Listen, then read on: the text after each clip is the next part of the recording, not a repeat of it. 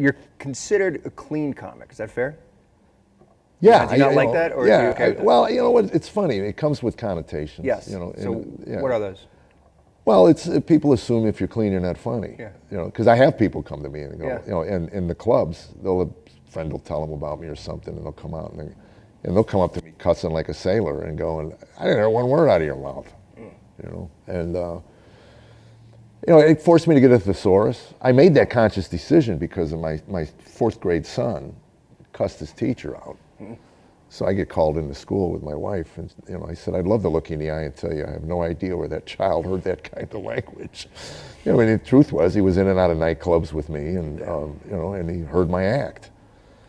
So it's not becoming to me. It wasn't. It was embarrassing as a father to have your son at that age, you know, and.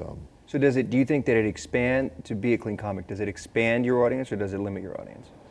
Well, I think if you advertise it as clean and they don't know who you are, you know, it's interesting. When I was in Tacoma, they wanted to do a late show, and we keep telling clubs, my audience doesn't come out to late shows. We're all in bed by 9, you know. You know, my standard line is, I'll get you home before the babysitter hits the liquor cabinet, you know. They said, we're going to do a 9 o'clock. And I said, you know, so anyway, 2 weeks out, they call and say, nobody's buying tickets. And it's like, you want to go, I told you, you know. But anyway, we're going to paper the room.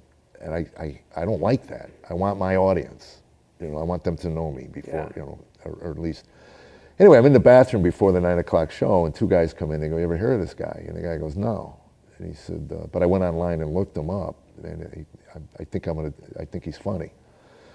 And then you realize that in this day and age, if you go to a comedy club and plunk down $25 or $35 for a show, and you get upset, then you're an idiot. I mean, everybody has content online. Right. You can go research who you want to see. And even if you've never heard of them, at least you go, yeah, that's funny. I like that, you know.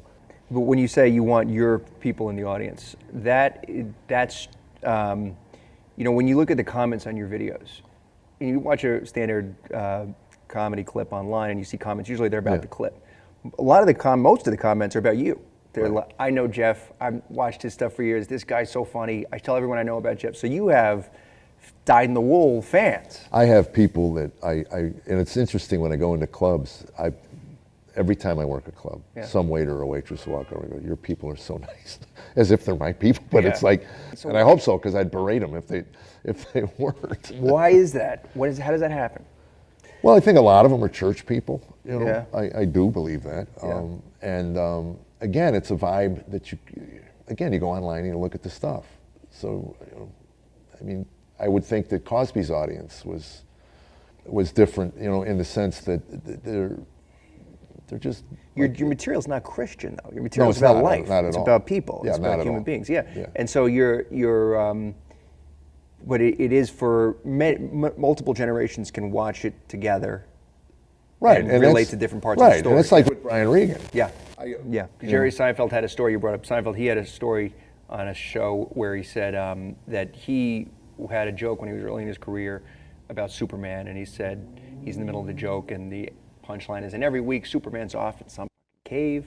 And he said he did it the next week, and he took out the curse to see if it would land. He said, and nobody laughed. Right. He said, so he realized that it wasn't funny. They were laughing because he threw in a quick shock value expletive. It's funny, he told me then that night that we sat together, he said, I said, why do you work clean? And he said, you know, at that time, there was HBO, Showtime, Letterman, and Tonight Show, and that was about it. There was no internet. So anyway, he said, why do a joke for 300 people when you can do a joke for 300 million people? He said, it's the box. That's the goal, is the box.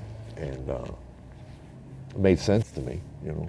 And then once I cleaned up, I realized nobody's going to walk out on me because I offended them. They may walk out because they don't think it's funny, it's not their cup of tea, but they're not going to walk out because I angered them too much, you know. I mean, you know, I stay away from politics. I even stay away from religion, you know. Again, if you're going to do satire, you need to know your topic well enough to know whose toes you're stepping on purposely. And I don't know that much about religion, even though I'm in the faith. I don't know all of the sacred cows.